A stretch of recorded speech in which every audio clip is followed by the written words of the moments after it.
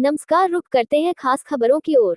टोंक जिले के मालपुरा उपखंड क्षेत्र में गुरुवार की देर रात आई मूसलाधार बारिश से अभी भी आमजन का जीवन अस्त व्यस्त बना हुआ है। बारिश ने उपखंड क्षेत्र में भारी तबाही मचाई है। लाखों रुपयों का नुकसान आमजन को उठाना पड़ा है। उपखंड क्षेत्र के कई छोटे बांध व तालाब टूटने से ग्रामीण क्षेत्रों में हालात बद से बदतर हो गए। मालपुरा शहर सहित ग्रामीण इलाकों की बस्तियों में पानी भर जाने से आमजन को भारी समस्या का सामना करना पड़ा है। चांदसेन गांव में भारी बारिश के कारण मकानों में 2-2 फीट बालू रेत जमा हो गई। उपखंड के ग्राम कलमंडा, कडिला, डूंगरी कला में अब भी बारिश का पानी भरा हुआ है। कलमंडा की मुख्य सड़क पर 1.5 से 2 फीट पानी का बहाव अभी भी लगातार जारी है। बारिश के कारण खेतों में बालू रेत जमा हो गई, खेत पानी से लबालब हो गए। राजकीय उच्च माध्यमिक विद्यालय कलमंडा तो पूरी तरह तालाब में तब्दील हो गया। उपखंड क्षेत्र में जगह जगह से सड़कें क्षतिग्रस्त हो गई, जिससे आवागमन भी बाधित हुआ है। वहीं क्षेत्रीय विधायक व जलदाय मंत्री कन्हैया लाल चौधरी ने आज उपखंड क्षेत्र का दौरा कर ग्रामीणों से हालातों का जायजा लिया है। क्षेत्र में आई तेज बारिश व आमजन को हुए नुकसान को लेकर जलदाय मंत्री ने क्या कहा, देखिए पूरी खबर राजस्थान लाइव न्यूज 24 पर।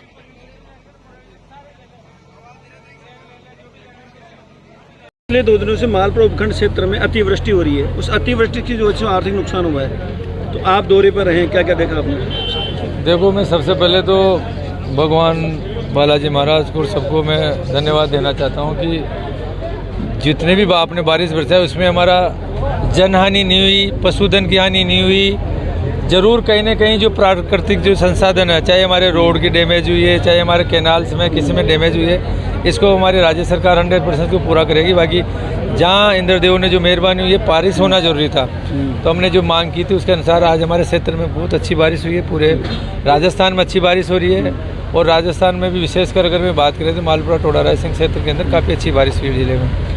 और जहाँ जहाँ भी जो दिक्कत आ रही है, आम जन को जहाँ परेशानी आ रही है, उसके लिए हमारा पूरा प्रशासन, राज्य सरकार के सारे जितने भी अधिकारी कर्मचारी सारे उसमें लगे हैं। और मैं आश्वस्त करना चाहता हूँ मालपुरा ही नहीं, पूरे राजस्थान की जनता को जहाँ जहाँ भी कोई तकलीफ आएगी, आदरणीय हमारे भजन लाल जी, हमारे मुख्यमंत्री जी हमेशा संवेदनशील है। कहीं भी कोई भी दिक्कत आएगी, हमारी सरकार हर जगह उनकी व्यवस्था करने में, जो भी तकलीफ उसको दूर करने के लिए हम 24 घंटे तैयार हैं। सर, पिछले 6 घंटे में अचानक 288 mm बारिश हुई है, लेकिन उसने कहीं ना कहीं जो शहर की व्यवस्था है उसकी पोल भी खोली नहीं, जैसे नाले की सफाई नहीं होना।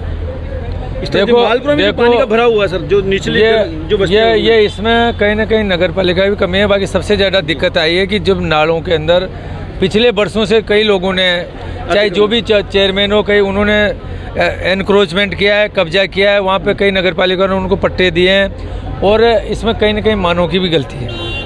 और ये जब प्रकृति के साथ हम छेड़छाड़ करेंगे तो प्रकृति में कहीं ना कहीं उसका दुष्प्रभाव तो हमारे ऊपर पड़ेगा ही पड़ेगा। तो ये मालपुरा में नहीं, पूरे राजस्थान में, पूरे भारत के अंदर जिस तरह से हम प्रकृति के साथ छेड़छाड़ कर रहे हैं, जहाँ जहाँ नाले चल रहे हैं, जहाँ नदी नाले और जहाँ जो बहते थे नेचुरल जो फ्लो था, उनको हम रोकेंगे करेंगे तो कहीं ना कहीं वो रास्ता तो बनाएंगे और उसकी तकलीफ आम जनता को भी होगी, जानवरों को भी होगी, पशुधन को भी होती है। तो ये सारी चीज़ें तो मैं सभी से कहना चाहता हूँ कि हमें जो ईश्वर ने जो हमें नदी दी है, नाले दिए हैं, हमारे पहाड़ दिए हैं, हमारे पेड़ दिए, इनकी हम रक्षा करें, इनका संवर्धन करें। और सभी से निवेदन करता हूँ कि ज़्यादा से ज़्यादा प्रकृति को बचाने के लिए, जल को बचाने के लिए इसका संचय करें। जहाँ जहाँ भी स्ट्रक्चर बनाने उनको स्ट्रक्चर बनाएं। जो बारिश का जो जल आता है उसको पुनर्भरण करने के लिए हमें जो मैनेजमेंट, जो पानी का कहीं ने जो वाटर हार्वेस्टिंग जो सिस्टम जो राज्य सरकार, केंद्र सरकार हमेशा कहती रहती है, उसका हम उपयोग में लें जिससे पानी बचे। ये तो ईश्वर की मेहरबानी का आज हमारा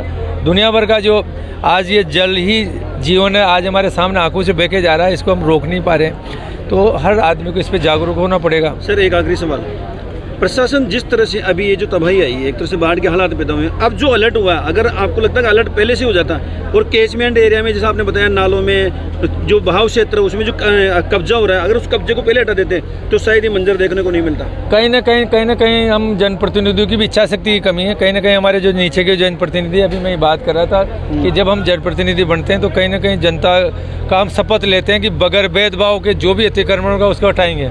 और मैं यही करना चाह रहा हूँ कि जिस दिन लिए तो उसमें चाहे अपना भाई हो, कोई भी हो, अगर गलत काम करता है और उसकी वजह से प्रकृति का नुकसान होता है या हमारा पूरा सिस्टम जो पानी का फ्लो रुकता है, तो उसको हमें कार्रवाई करनी चाहिए। और उस पर करने के लिए मैंने अधिकारियों को डायरेक्शन दिया। आने वाले टाइम में हम कोशिश करेंगे कि जहाँ जहाँ भी जो नेचुरल फ्लो वो रुके नहीं और उसमें कई लोगों ने, जैसे लावा की बात करें तो लावा के अंदर पिछले 2-3 सालों के अंदर जो लावा के अंदर सबसे ज़्यादा पानी के स्ट्रक्चर हैं, उनका जो नेचुरल फ्लो होता था नारायणपुरा होते निकलता था, उन्होंने स्कूल के बराबर उन्होंने पट्टे दे दिए और पट्टे दे के वहाँ पे लोगों ने पक्के निर्माण कर लिए। तो उसके लिए मैंने विकास अधिकारी को बोला कि आप उसकी जांच करें, जांच करके पट्टों का अगर निरस्त करना है तो उन्होंने निरस्त करें, बाकी पानी के फ्लो को नहीं रोके, जिससे कहीं ना कहीं जनहानि नहीं हो। इसके लिए प्रशासन पूरा अलर्ट है और आगे हो सकता है कि जो पिछले वर्षों से जो दिक्कत आई, आने वाले समय में इसकी दिक्कत नहीं आने देंगे।